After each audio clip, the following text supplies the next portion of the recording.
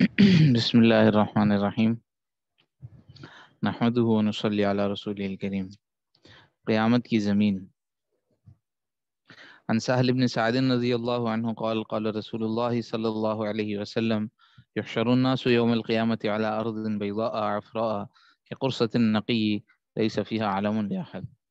حضرت سہل بن سعد رضی اللہ تعالیٰ عنہ کہتے ہیں رسول اللہ صلی اللہ علیہ وسلم نے فرمایا قیامت کے دن لوگوں کو سرخی مائل سفید زمین پر جمع کیا جائے گا، سرخی مائل سفید زمین پر جمع کیا جائے گا جیسا کہ کوئی بے چھنے آٹے کی روٹی ہوتی ہے، یعنی رنگت اور شکل میں زمین روٹی کی طرح ہوگی اور بالکل چٹیل میدان ہوگی، اس میں کوئی عمارت نہ ہوگی۔ میدان حشر میں کیسے جمع ہوں گے؟ حضرت عائشہ رضی اللہ تعالیٰ عنہ کہتی ہیں میں نے رسول اللہ صلی اللہ علیہ وسلم کو یہ فرماتے ہوئے سنا کہ قیامت کے دن لوگوں کو اس حال میں اٹھایا جائے گا کہ ان کے پاؤں میں جوتی نہ ہوگی، ان کے بدن پر لباس نہ ہوگا اور ان کا ختنہ ہوا نہ ہوگا، یعنی ختنہ کی کھال بھی لگی ہوگی۔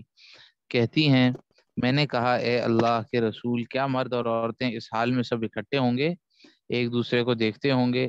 آپ نے فرمایا عائشہ، قیامت کا معاملہ اس سے بہت زیادہ سخت ہوگا کہ کوئی کسی دوسرے کی طرف دیکھے۔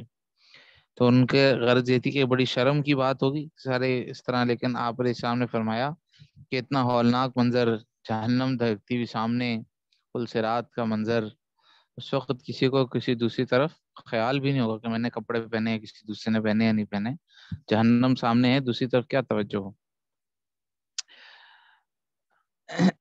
اول من یکسا یوم القیامہ ابراہیم علیہ السلام۔ حضرت عبداللہ ابن عباس رضی اللہ تعالیٰ عنہ سے روایت ہے نبی صلی اللہ علیہ وسلم نے فرمایا قیامت کے دن سب سے پہلے حضرت ابراہیم علیہ السلام کو لباس پہنایا جائے گا، جس کی وجہ غالباً یہ ہے کہ آگ میں ڈالنے سے پیشتر ان کے کپڑے اتروا لیے گئے تھے۔ حضرت عبداللہ ابن عباس رضی اللہ تعالیٰ عنہ کہتے ہیں کہ رسول اللہ صلی اللہ علیہ وسلم نے فرمایا سب سے پہلے ابراہیم علیہ السلام کو جنت کا لباس پہنایا جائے گا، پھر مجھے لایا جائے گا اور مجھے جنت کا جوڑا پہنایا جائے گا۔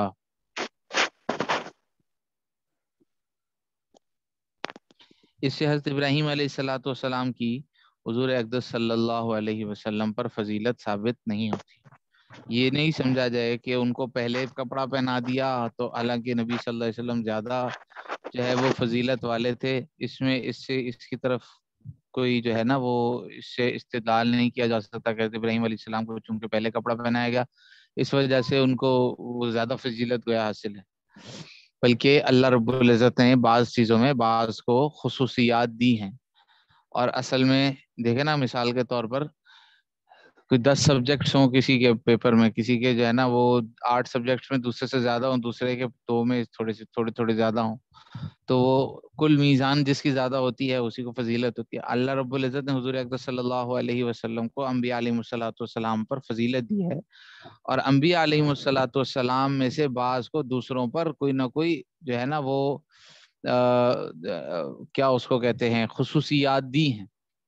اب جو خصوصیات حضرت ابراہیم علیہ الصلوۃ والسلام کو کچھ ایسی خصوصیت ملی جس کی وجہ سے ان کو یہ فضیلت مل رہی ہے، جو آپ علیہ السلام سے پہلے ان کو اگر جنت کا لباس پہنایا جا رہا ہے، اس کا یہ مطلب نہیں کہ وہ سب سے افضل ہیں، بلکہ اس خاص خصوصیت کی وجہ سے ہے۔ جیسے انہوں نے جیسے عرض کیا کہ اس وجہ سے بھی ہو سکتا ہے کہ ان کے کپڑے اللہ کے لیے اتارے گئے آگ میں ڈالنے سے پہلے، تو اب اللہ رب العزت نے اس کے بدلے میں ان کا یہ اعزاز کیا کہ سب سے پہلے ان کو لباس پہنایا جنت کا۔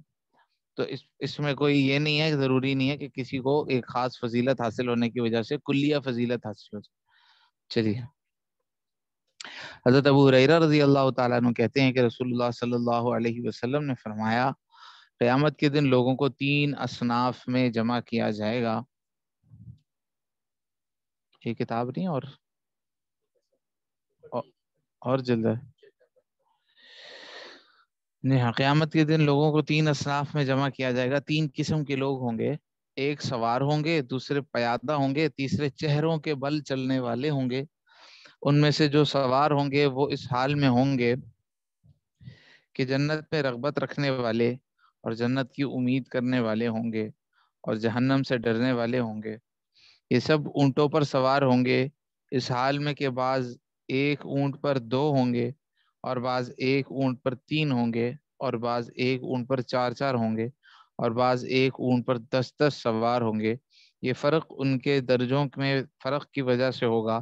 اونچے درجے والے سواری پر کم ہوں گے، باقی لوگوں کو جو پیادہ ہوں گے یا چہروں کے بل چلیں گے آگ جمع کر دے گی، وہ ان کے پیچھے پیچھے چلے گی۔ جہاں لوگ آرام کریں گے وہیں وہ بھی ٹھہرے گی، جہاں لوگ رات گزاریں گے وہیں وہ بھی ہوگی، جہاں لوگ صبح و شام کریں گے وہیں وہ آگ بھی ہوگی، یعنی وہ آگ کہیں بھی ان کا پیچھا نہ چھوڑے گی یہاں تک کہ لوگ میدان حشر میں جمع ہو جائیں گے۔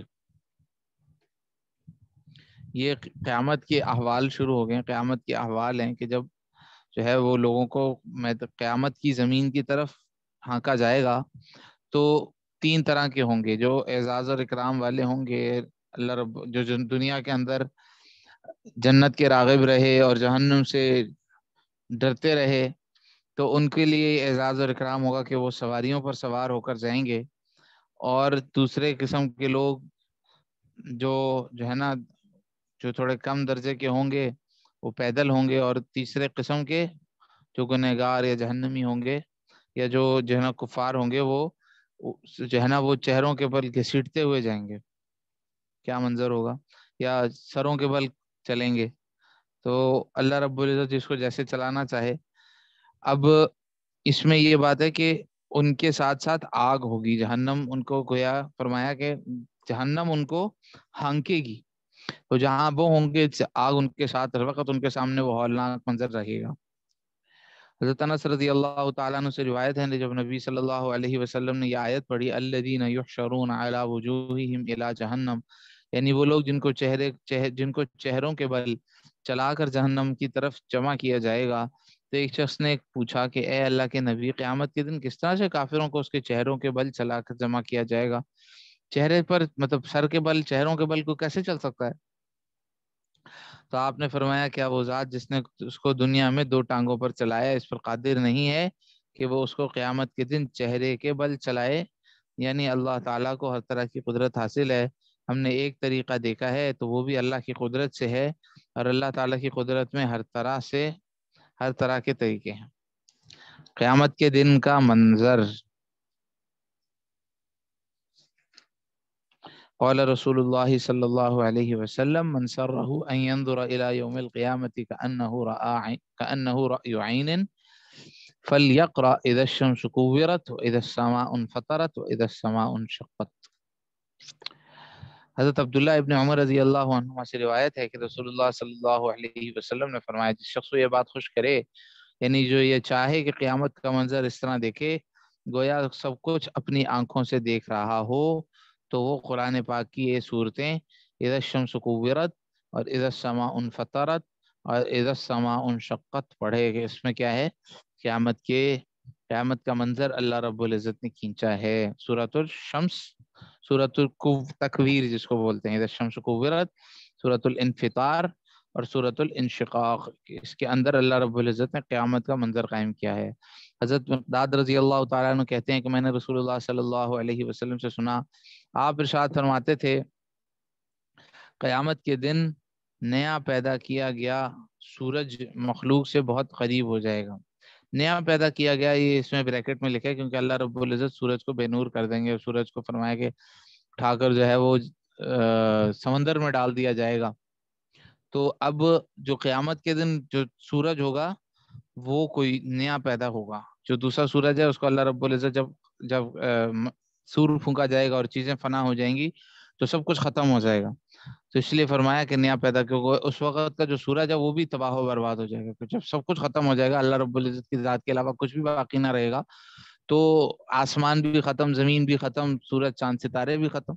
تو فرمایا کہ اب اس وقت جو سورج ہوگا وہ اللہ رب العزت پھر پیدا کریں گے کوئی نیا سورج۔ اللہ رب العزت کے لیے تو کوئی بات نہیں ہے نیا سورج پیدا کرنا ہے، ہمیں بڑا لگتا ہے بہت بڑا، بہت اتنا بڑا، اتنی طاقت، لیکن اللہ کے لیے کیا چیز ہے؟ اللہ رب العزت اس کو پھر پیدا کریں گے۔ سورج مخلوق سے بہت قریب ہو جائے گا، یہاں تک کہ ان سے صرف 1 میل کے بقدر رہ جائے گا، جس سے مراد غالباً 2000 گز ہیں، اور اس کی گرمی سے لوگ بقدر اپنے اعمال بد کے پسینہ پسینہ ہو جائیں گے، یعنی جس کے اعمال جتنے برے ہوں گے اسی قدر اس کو پسینہ زیادہ چھوٹے گا۔ بس بعض وہ ہوں گے جن کا پسینہ ان کے ٹخنوں تک آئے گا، اور بعض کا پسینہ ان کے گھٹنوں تک ہوگا، اور بعض کا ان کے کولوں کے اوپر تک یعنی کمر تک، اور بعض وہ ہوں گے جن کا پسینہ ان کے منہ میں جا رہا ہوگا۔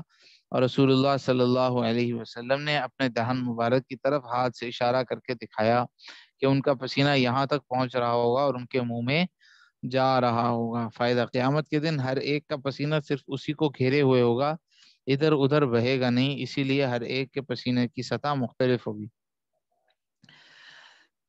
واضح ہے نا یہ بات، یعنی پسینہ ہمارے ہاں اگر مثال کے طور پر تصور کیا جائے کہ بہت زیادہ کسی کو پسینہ آ رہا ہے تو اس کا پسینہ زمین پر بہ کر زمین پہ بہے گا، یوں بہ جائے گا، لیکن اللہ پاک قیامت کے دن اس کے پسینہ بھی اس کے جو ہے نا وہ ایک اس کی پریشانی کو بڑھائے گا، اور اس طرح سے کہ پسینہ اس کے بہ کر وہ ادھر ہی جمع ہو جائے گا، گویا کہ اس کے پاؤں کے نیچے جو ہے نا وہ کسی بالٹی کے اندر ہو، تو جیسے بالٹی کے اندر کوئی شخص کھڑا ہو تو وہ بالٹی آہستہ آہستہ بڑھتی اوپر تک آتی جائے گی، تو جو جتنا زیادہ جو ہے نا وہ کم درجے کا ہوگا وہ اتنا ہی زیادہ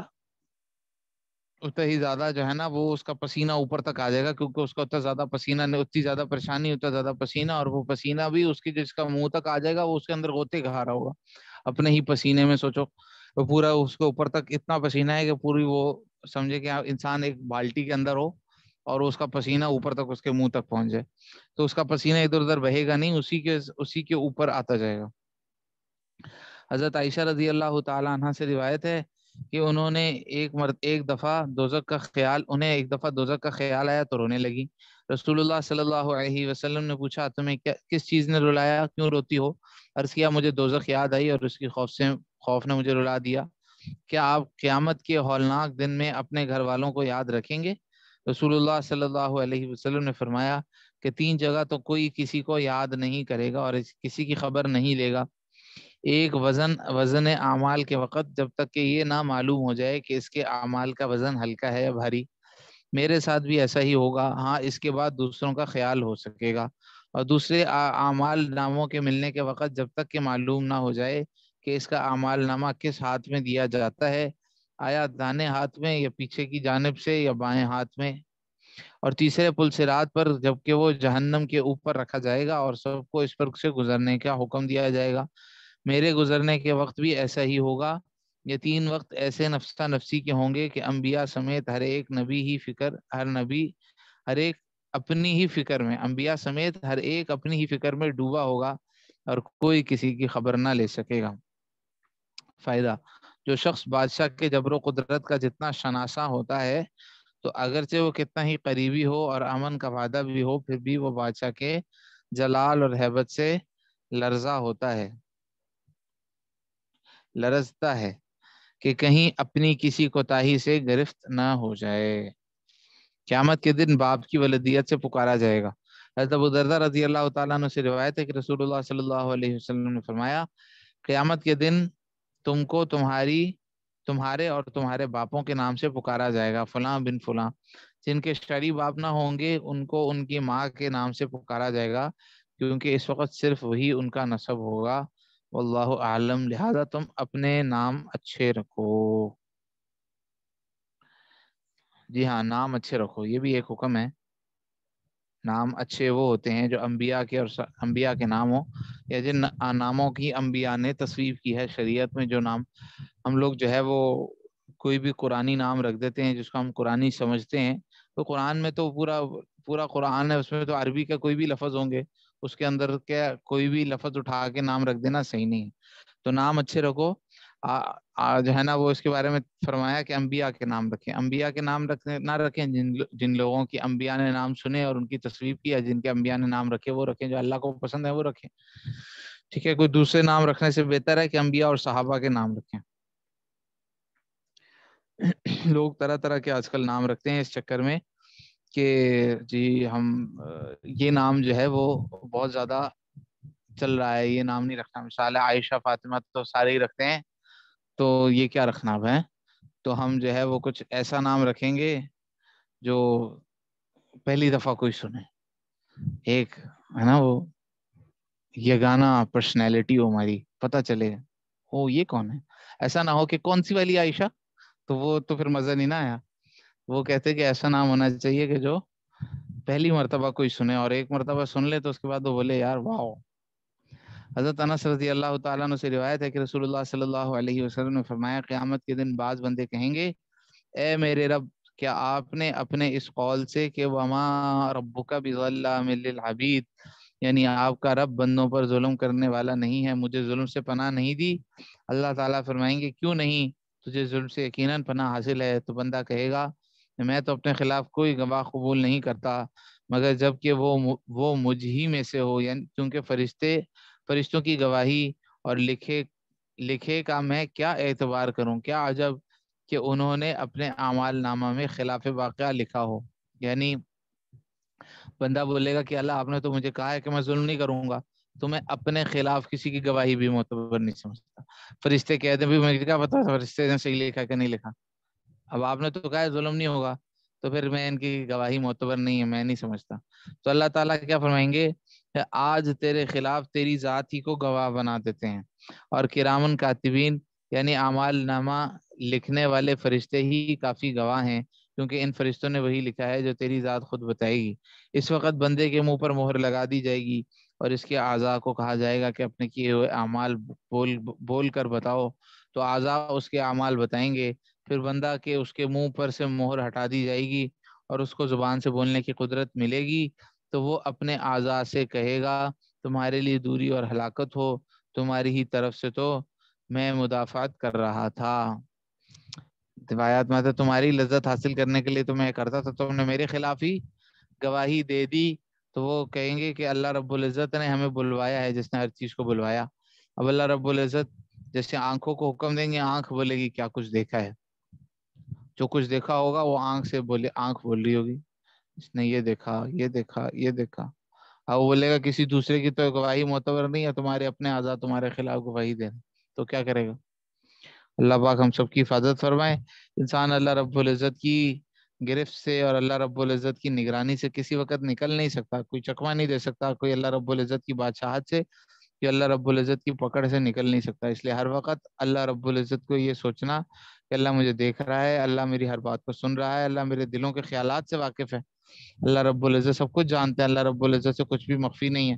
تو یہ سوچتے رہنا اور اللہ رب العزت سے ڈرتے رہنا، اور قیامت کے منظر کو، پوشیدگی کے دن کو ہر وقت سوچتے رہنا کہ میں نے ایک دن مر جانا ہے، قیامت کے دن مجھے اپنے ہر کیے کا بدلہ دینا ہے.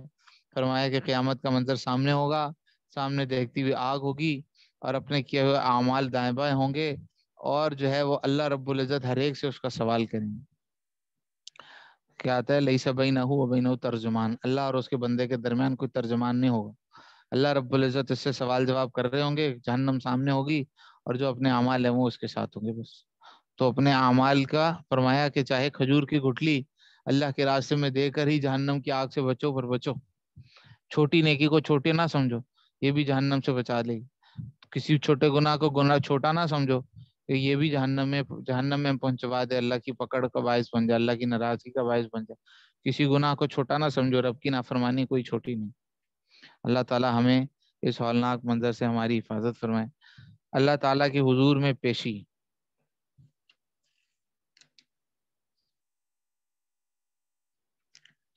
حضرت عدی بن حاتم رضی اللہ تعالیٰ عنہ کہتے ہیں کہ رسول اللہ صلی اللہ علیہ وسلم نے فرمایا قیامت میں تم میں ہر شخص سے اس کا پروردگار اس طرح بلا واسطہ، وہ حدیث آ ہی گئی ہے، بلا واسطہ اور روبرو کلام کرے گا کہ نہ درمیان میں کوئی ترجمان ہوگا نہ کوئی پردہ حائل ہوگا. اس وقت بندہ کی یہ کیفیت ہوگی کہ وہ حیرت اور بے بسی سے ادھر ادھر دیکھے گا، بس جب اپنی دانی جانب نظر کرے گا تو سوائے اپنے اعمال کے کچھ نہ دیکھے گا، اور ایسے ہی جب بائیں جانب نظر کرے گا تو سوائے اپنے اعمال کے کچھ اس کو نظر نہ آئے گا، اور جب سامنے نظر دوڑائے گا تو اپنے روبرو آگ ہی آگ دیکھے گا. بس اے لوگوں دوزخ کی آگ سے بچو، اور اس سے بچنے کی خاطر کسی بھی نیکی کو کرنے سے گریز نہ کرو. اپنے پاس زیادہ نہ ہو تو بہت چھوٹے سے صدقہ کو بھی حقیر نہ سمجھو، لہٰذا اپنا بچاؤ کرو اگرچہ خشک کھجور کے ایک ٹکڑے ہی کے ذریعے ہو. حضرت ابو ہریرہ رضی اللہ تعالیٰ عنہ کہتے ہیں کہ رسول اللہ صلی اللہ علیہ وسلم نے فرمایا کہ قیامت میں جب اللہ سے ایک بندے کا سامنا ہوگا تو اللہ تعالیٰ اس سے فرمائے گا اے فلاں کیا میں نے تجھے دنیا میں تجھے عزت نہیں دی تھی؟ کیا تجھے تیری قوم میں سرداری نہیں دی تھی؟ کیا تجھے بیوی نہیں عطا کی تھی؟ اور کیا تیرے لیے گھوڑے اور اونٹ اور دیگر سواریوں کو مسخر نہیں کیا تھا؟ اور کیا میں نے تجھے چھوڑے نہیں رکھا تھا کہ تو ریاست اور سرداری کرے اور مال غنیمت میں سے چوتھائی وصول کرے، جیسا کہ جاہلیت کے دور میں بادشاہ وصول کرتے تھے؟ وہ بندہ عرض کرے گا ہاں اے پروردگار، آپ نے سب کچھ مجھے عطا فرمایا تھا۔ پھر اللہ تعالیٰ اس سے فرمائے گا تو کیا تجھے اس کا خیال اور گمان تھا کہ تو ایک دن میرے سامنے آئے گا؟ وہ عرض کرے گا میں یہ خیال نہیں کرتا تھا۔ تو اللہ تعالیٰ فرمائے گا آج میں تجھے اپنے رحم و کرم میں لینے سے اسی طرح بھلاتا ہوں جس طرح تو نے مجھے بھلائے رکھا تھا۔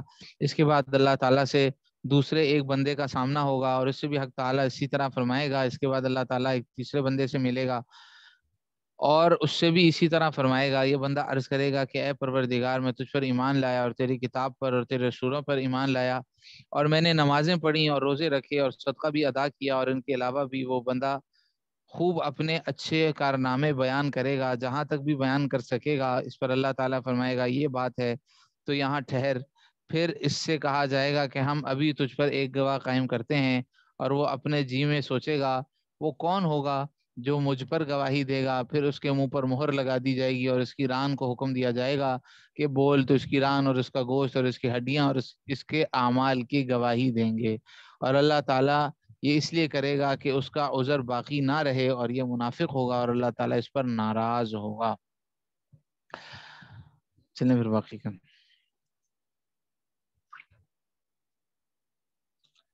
یاد رکھیے گا یہاں سے۔